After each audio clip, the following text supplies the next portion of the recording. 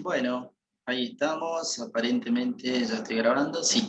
Bueno, buen día, buenos días, buenas tardes.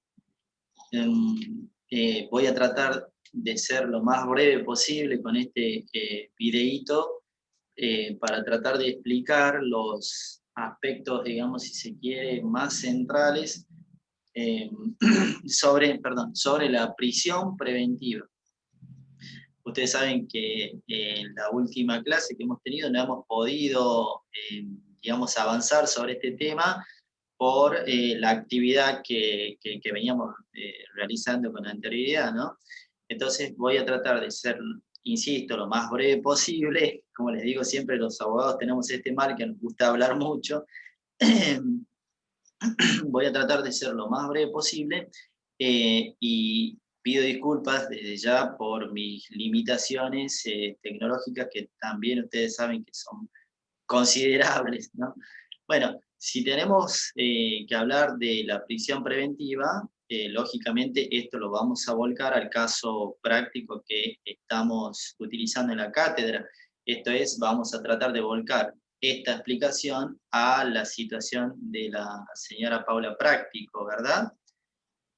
Entonces, también ustedes ya tienen en el aula virtual, tanto en el Padlet como también en la plataforma y como también lo subimos como material de consulta a un resumen que ahora les voy a compartir.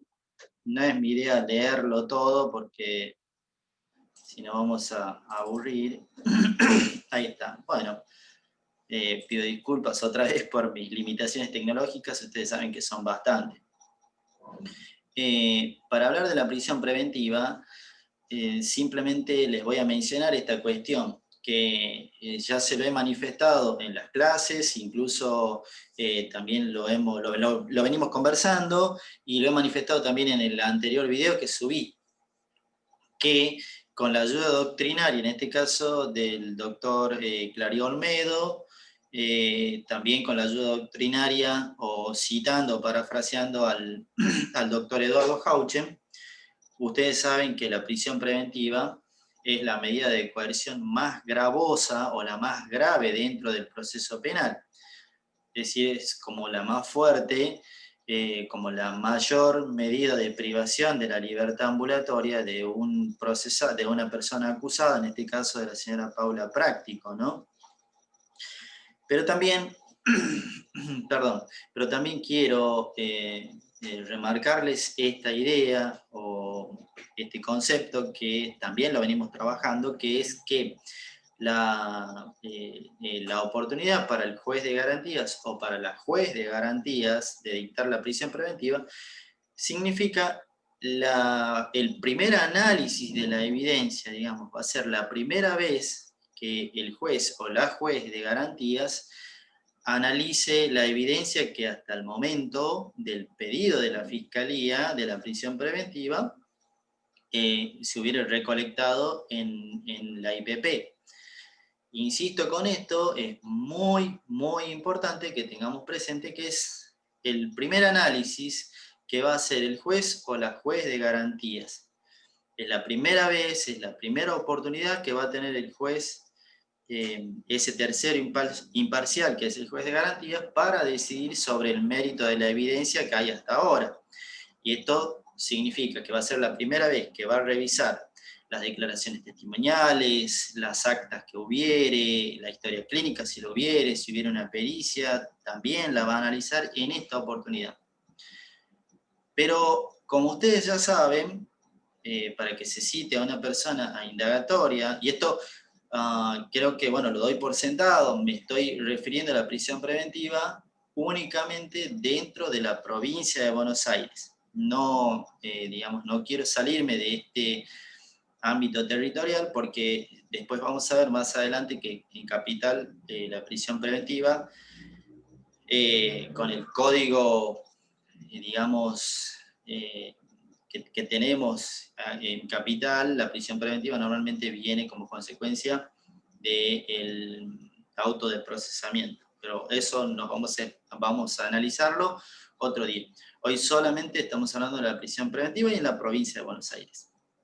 Y en este caso, ustedes saben, como les decía, que para que se cite a una persona a declaración indagatoria, en el caso de la señora Práctico, la sospecha, digamos, existiendo indicios vehementes, como dice el 308 de la Comisión del Delito, y la sospecha de que una persona sea probablemente la autora de ese delito, tenga una participación, con esa sospecha alcanza para indagar. Ahora, para la prisión preventiva no, eso no alcanza.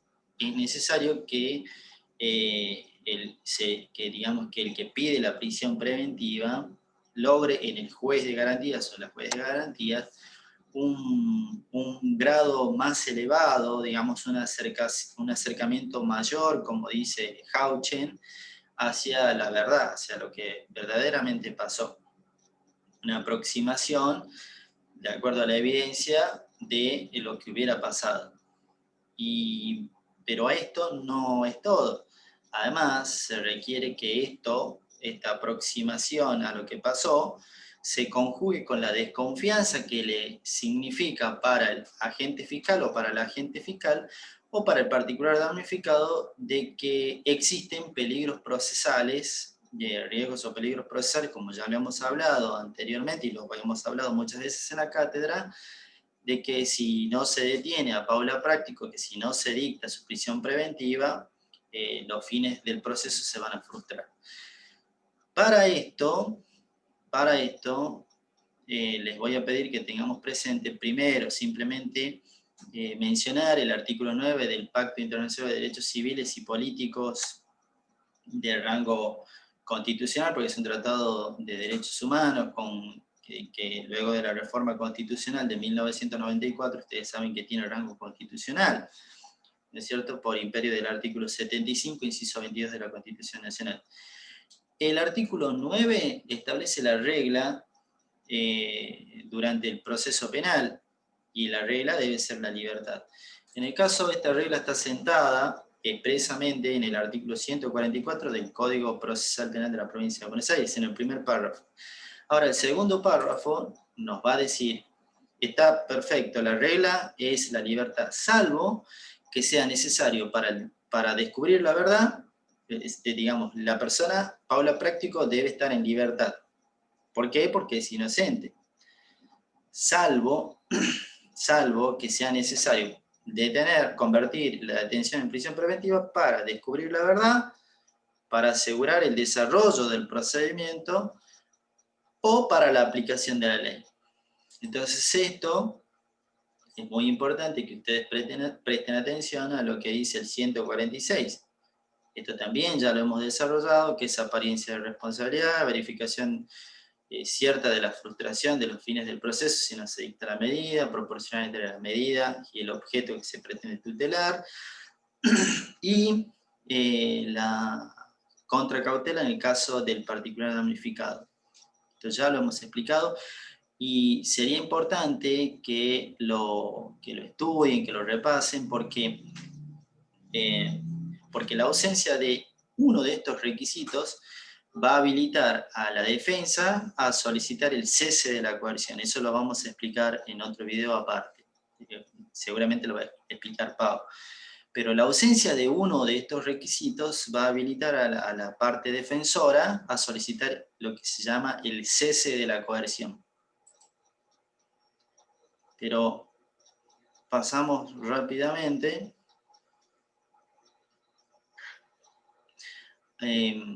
Vamos a pasar rápidamente al 157. No quiero aburrir en esto tampoco, porque, bueno, lógicamente ustedes toman el código y tienen acceso al 157, incluso si tienen un código comentado, mejor. Si no tienen un código comentado, nos enfocamos en las cuestiones importantes, en las cuestiones que al menos a mi punto de vista o a mi criterio, para la cátedra serían los relevantes a tener en cuenta. Primero, vamos a arrancar al revés. El plazo para que el fiscal o el particular damnificado pida la prisión preventiva es de 1 mes. 15 días por otros 15 días. Entonces el fiscal le va a pedir o la fiscal le va a pedir al juez de garantía, señor juez de garantía, dicte la prisión, convierta la aprehensión en detención de la señora Paula Práctico. Para que ahora vamos a ver más abajo cuál es la estructura de ese pedido, pero para que el fiscal pueda pedir la prisión preventiva, que la detención se convierta en prisión preventiva, tiene que encontrarse al menos de modo conjunto, como dice el código. No puede pasar que esté, digamos, son 4 requisitos, no puede pasar que de los 4 estén 3 o esté 1, si no están todos, no se puede pedir la prisión preventiva. El primero es que se encuentre justificada la existencia del delito.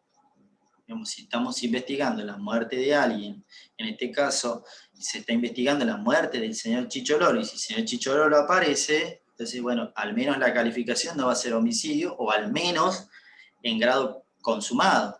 Será tentado, bueno, pero no va a ser homicidio. ¿No es cierto? ¿No es verdad? Entonces, el primer requisito es que se encuentre justificada la existencia del delito.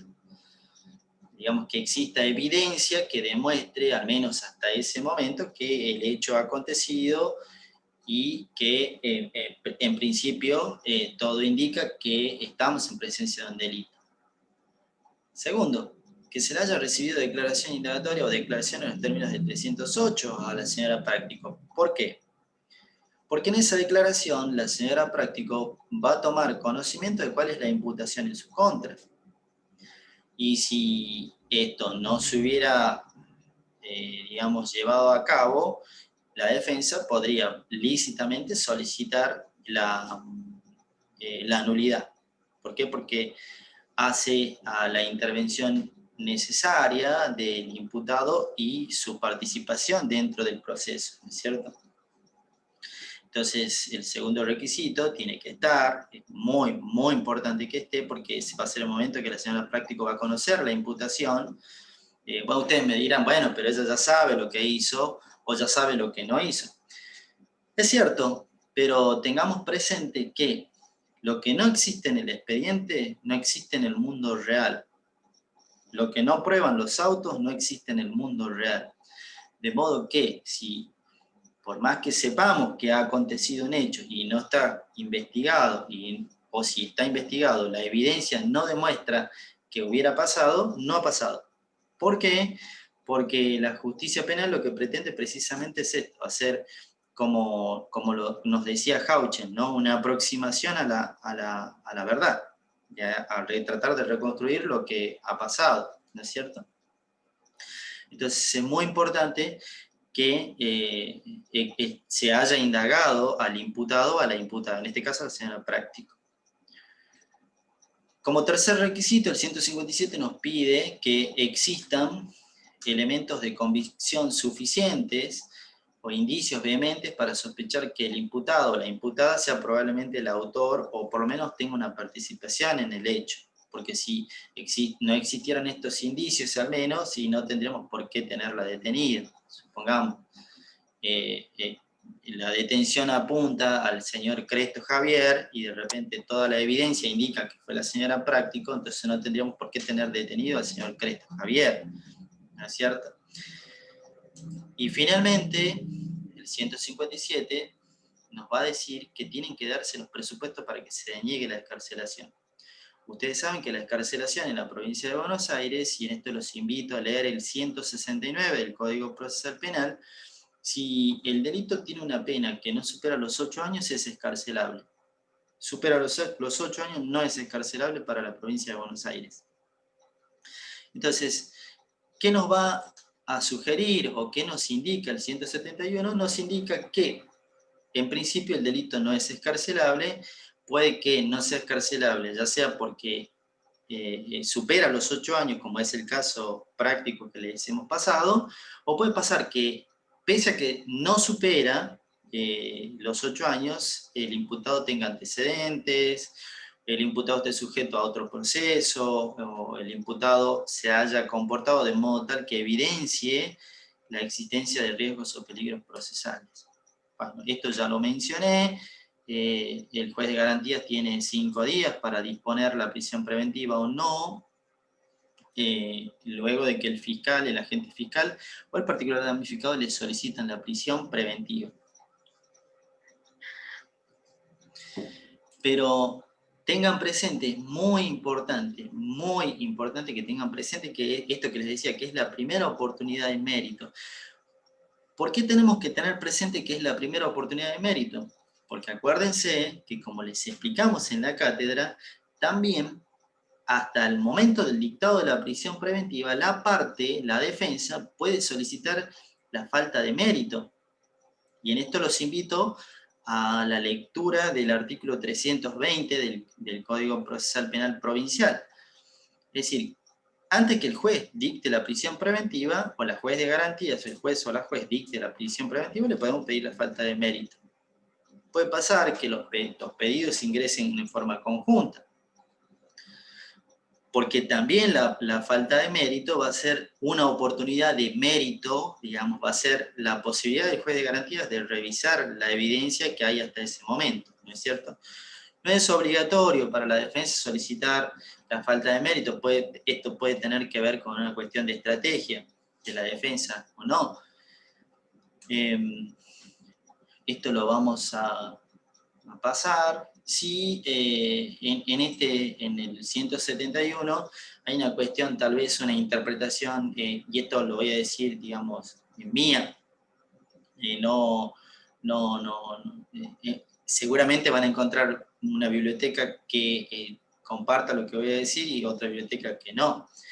El 171, en el párrafo segundo, establece que cuando un delito, el que fuere, se comete con arma de fuego, el juez puede presumir que la utilización de arma de fuego, que eso puede ser traducido como peligro procesal, peligro de riesgo procesal, peligros procesales. Y la verdad, la realidad, francamente, a mí me parece que esto no es así, porque no por encontrar un arma de fuego en el lugar va a ser necesariamente peligro procesal. A mi criterio, insisto con esto, no se queden con esto, esta es mi opinión. A mi criterio, ese párrafo es de dudosa constitucionalidad, porque ¿qué pasa si estamos frente a un caso de legítima defensa, en donde el agresor viene con un arma y el que se defiende tiene un arma que está registrada, que es legítimo tenedor y todo? Entonces el juez de garantías o la juez de garantías se va a ver con un obstáculo. Por eso, a mi criterio, el segundo párrafo es de dudosa constitucionalidad. Pero insisto, es mi humilde opinión, seguramente van a encontrar gente más capacitada o más especializada en este sentido que va a tener otra opinión, ¿no es cierto? Bueno, esto también lo vamos a obviar porque ya lo hemos visto varias veces y tampoco quiero aburrir ni abusar. La intención era hacerlo lo más breve posible. Perdón. Bueno, y en esto ya lo hemos explicado brevemente, también voy a tratar de ser breve. Lo que vamos a hacer, ustedes ya saben que cuando uno hace un pedido de cualquier escrito, lo que tiene que hacer es un encabezado, un título. ¿Para qué? Para que el juez de garantías o el que revise posteriormente el expediente ya sepa a base del título de qué es lo que va a leer. Si somos particular damnificado y vamos a pedir la prisión preventiva, vamos a poner particular damnificado o particular damnificada requiere la prisión preventiva. Se consigna, esto entiendo que ya lo sabemos del práctico 1, sino la estructura es esta: encabezado, y después es ordenar la presentación. Hay que individualizar al imputado, en este caso a la señora práctico. En un apartado siguiente vamos a poner el hecho procesal, cuál es el objeto. Acá tenemos que detallar puntualmente cuál es el hecho que le atribuimos. En el caso práctico vamos a decir que el día tal, a la hora tal, del año tal, una persona del sexo femenino identificada a la postre como Paula Práctico, DNI tal, ha cometido determinada acción. ¿Y esto por qué? porque de ese modo le damos al acusado, a la acusada, la posibilidad de que ejerza su derecho de defensa en juicio. Esto se llama el objeto procesal, va a ser el objeto sobre el cual va a versar la investigación. Es propicio en este punto consignar cuál es, digamos, como a primera vista de nuestra petición, el delito que entendemos configurado, ¿no es cierto? Bueno, en esto, digamos, ya va como un ayudín, por más allá de que entiendo que ustedes ya esto lo saben también, ¿no?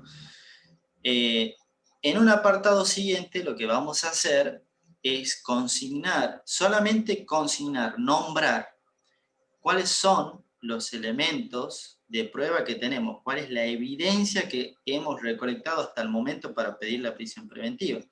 Solo consignar, y así vamos a poner a fojas 1 a 5, está el acta de procedimiento, a foja 6 hay una declaración testimonial, a foja 7 tenemos otra declaración testimonial, a fojas 10 está la historia clínica, y así. Solo detallar, no tenemos que sentarnos a escribir aquí. Sentarnos a escribir sobre la valoración de esa evidencia, de esa foja, la vamos a hacer en un apartado siguiente, o aparte, valga la redundancia, y en ese apartado vamos a hacer lo que sería la valoración de la evidencia.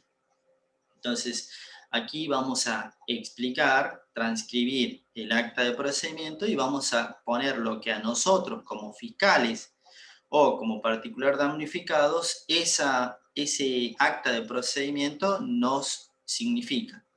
Puede significarme como fiscal para mí, que yo diga, señor juez, para mí está claro que la señora Práctico quiso llevar adelante este determinado hecho, porque fíjese que surge del acta y tal o determinada cuestión. A su vez también vamos a detallar si hubiera algún testigo en este sentido, vamos a explicar y vamos a poner la conclusión que nosotros entendemos surge de ese testigo. Esto en cuanto a la valoración de la evidencia que hay hasta el momento. Este punto es muy, muy, muy importante. ¿Por qué? Porque si ustedes recuerdan, en el artículo 158, el juez de garantías o la juez de garantías va a tener que acudir a la evidencia que tiene para decidir si concede o no concede la prisión preventiva. Por eso es muy importante que nosotros le expliquemos al juez de garantías cuál es nuestro punto de vista sobre la evidencia. ¿Para qué? Para que el juez de garantías adopte un temperamento como el que queremos que adopte, ¿verdad? Por eso es muy importante la valoración de la evidencia, la valoración de la prueba. Acá, si bien dice valoración de la prueba, vamos a ver más adelante que hay una diferencia entre evidencia y prueba. La evidencia se va a convertir en prueba básicamente cuando supere el estándar de constitucionalidad, que esto va a tener lugar en la audiencia preliminar. Eso lo vamos a ver más adelante a medida que avancemos en el programa. En un apartado siguiente, o en otro punto aparte, vamos a consignar, es muy importante que pongamos la calificación legal que nosotros, que a nuestro juicio, la conducta enrostrada a la acusada configura. En el caso que les hemos pasado, nosotros, bueno, dependerá de la teoría del caso. Normalmente este escrito es un escrito que va a desarrollar la acusación, particular damnificado y fiscalía. Entonces la fiscalía calificará como homicidio simple, homicidio agravado, ellos sabrán, y es aconsejable en este punto citar jurisprudencia, también es aconsejable citar doctrina, por supuesto que respalde nuestra teoría, ¿no? Y después, un punto muy importante es que si vamos a pedir la prisión preventiva, explicar por qué consideramos que es necesaria la prisión preventiva, porque no podemos, digamos, simplemente, no podemos simplemente decir solicito la prisión preventiva y ya. No, más allá de que el juez conoce el derecho, le tengo que explicar cuál es, a mi juicio, lo que motiva el pedido de prisión preventiva. Entonces, en este punto voy a acudir al análisis del 148 y explicar por qué considero que en el caso de la señora Práctico debe adoptarse un temperamento restrictivo de la libertad. Es muy importante, en este tramo también es importante que citemos jurisprudencia y doctrina que haga nuestro caso. Y finalmente, vamos a poner un petitorio resumiendo, que bueno, esto ya lo saben, en cada escrito que uno hace, uno pone el petitorio, digamos, es la conclusión de nuestro pedido.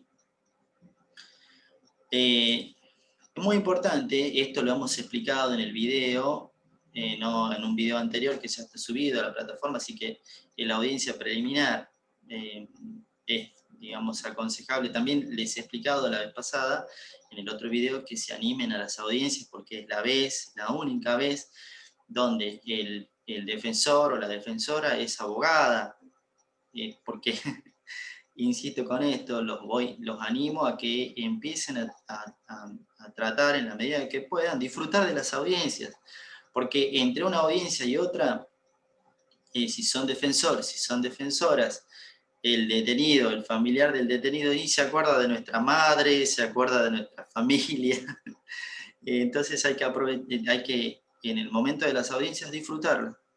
Es difícil, pero bueno, tratar de disfrutar, pero me fui por las ramas, voy a dejar de compartir. Bueno, básicamente espero que se haya podido entender. Esos serían los lineamientos o los puntos más importantes para la prisión preventiva, que es la próxima actividad. Ustedes saben que la señora Práctico en este momento se encuentra, digamos, la aprehensión se ha convertido en detención a la espera de lo que resulte de los fiscales o de la fiscal del caso, del particular o de la particular damnificada, y de lo que en definitiva después adopte el juez de garantías. Así que, una vez más, los animo a que utilicen el ingenio, utilicen la creatividad, y por supuesto, por sobre todas las cosas, sean razonables, sean honestos con la petición, sin salirse del casito práctico. Si la evidencia indica que la señora Práctico, a su entender, como lo suelen señalar los fiscales con criterio acertado, si su íntima convicción es que debe dictarse la prisión preventiva, proceder de ese modo, de forma responsable, de forma consciente, como siempre nos gusta señalar desde la cátedra. Así que bueno, no les quito más tiempo, espero que se haya podido entender. Cualquier cosita nos escriben, ya saben que estamos disponibles tanto por el foro como por el chat. Bueno, con el foro hay un tema, nos cuesta a todos, eso es verdad. O por mensajería privada, estamos a su disposición para que avancemos tanto en la cursada como avancemos en la situación procesal de la señora Paula Práctico. Bueno, muchas gracias y nos vemos, si Dios quiere, este lunes, no, el otro lunes, Dios mediante. Buen día, buenas tardes o buenas noches.